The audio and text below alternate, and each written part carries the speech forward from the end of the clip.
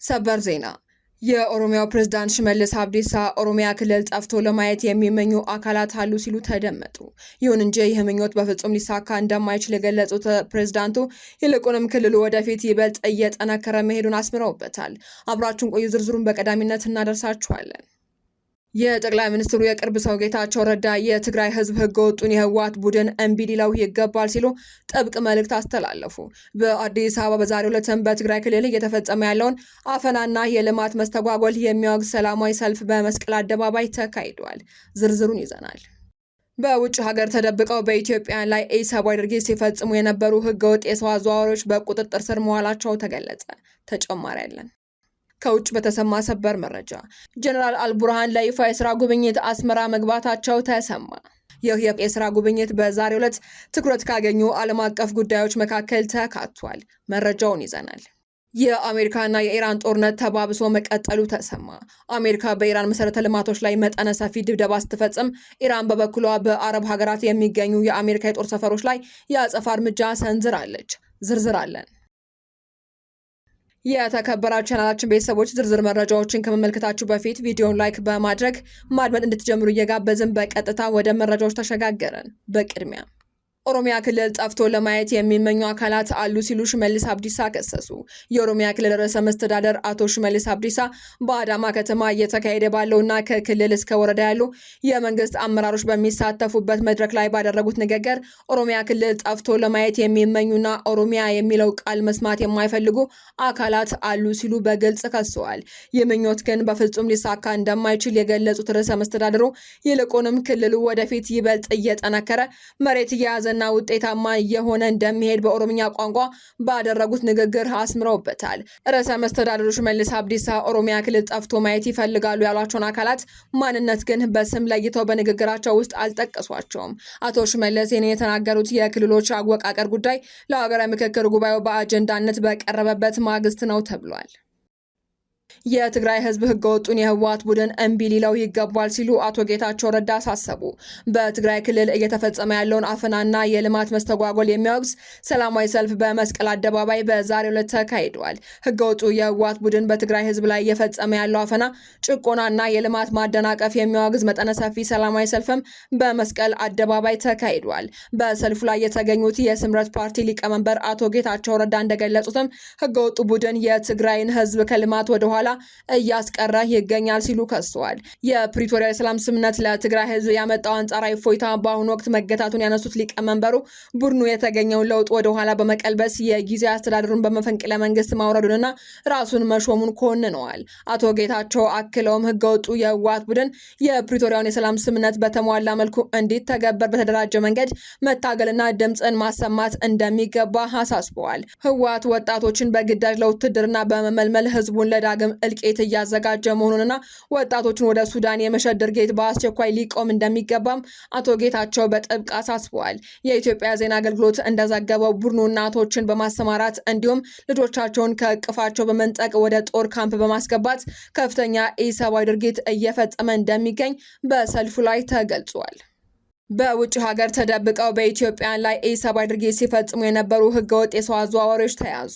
የኢትዮጵያ ፌዴራል ፖሊስ ከተባበሩት አረብ ኤምሬትስ ዱባይ ፖሊስ ጋር በመቀናጀት በውጭ ሀገር ተደብቀው በኢትዮጵያውያን ላይ ኢሰብአዊ ድርጊቶችን ሲፈጽሙ የነበሩ ዳውድ ተፈሪ ለገሰና ደስታ ተገኝ አበጋዝ የተባሉ ህገወጥ የሰው አዘዋዋሪዎችን በቁጥጥር ስር መዋሉን አስታውቋል።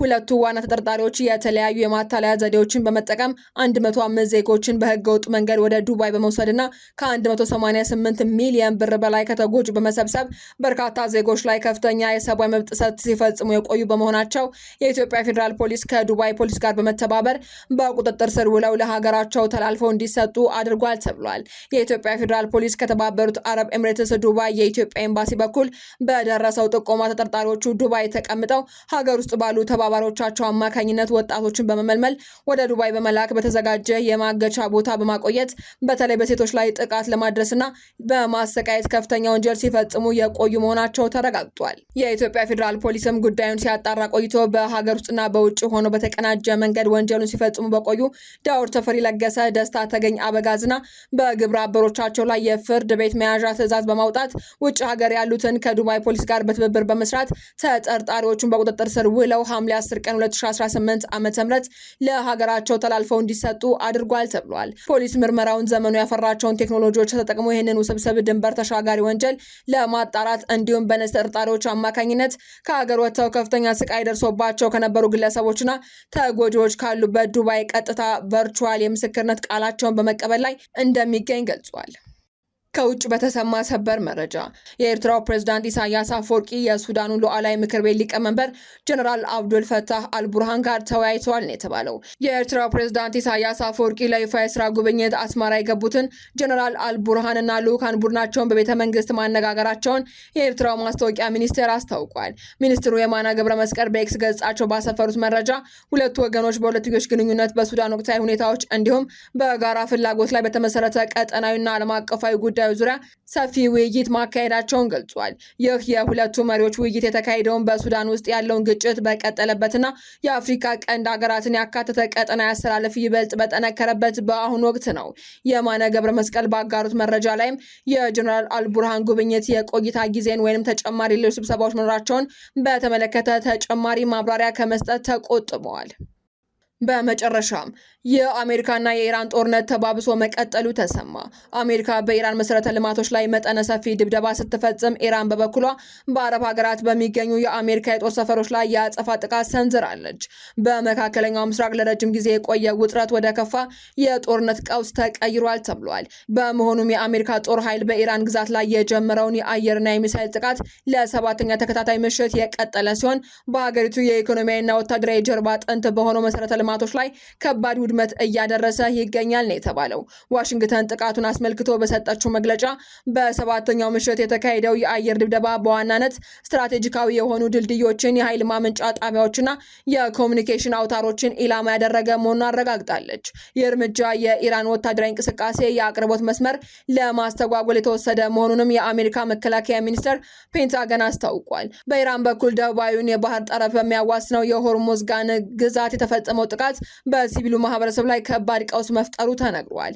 የክልሉ ባለስልጣናት እንደገለጹትም የአሜሪካ ሚሳይሎች የውሃ ማጣሪያና ማሰራጫ ጣቢያዎችን በመምታታቸው በግዛቱ ስር በሚገኙ በርካታ ከተሞች የንጹህ አቅርቦት ሙሉ በሙሉ ተቋርጧል። የኢራን እስላማዊ አብዮታዊ ጥበቃ ጦር የአሜሪካን ጥቃት ለመመከት አጸፋ ለመመለስ በአካባቢ በሚገኙ የባዕድ ሀገራት የጦር ሰፈሮች ላይ የድሮንና የሚሳይል ናዳ አውርዷል ተብሏል። ጥቃቱ የመካከለኛው ምስራቅ የጸጥታ መዋቅር በእጅጉ ያወከ መሆኑ ተረጋግጧል። በተለይ በባህሬን የሚገኘው የአሜሪካ አምስተኛው የባህር ኃይል እዝ እና በዮርዳኖስ የሚገኘው ወታደራዊ ይዞታዎች የኢራን ዋነኛ ኢላማ መሆናቸው ቀውሱ ቀጠናዊ ጦርነት ሆኖ ለመቀጠሉ ማረጋገጫ ሆነዋል ተብሏል።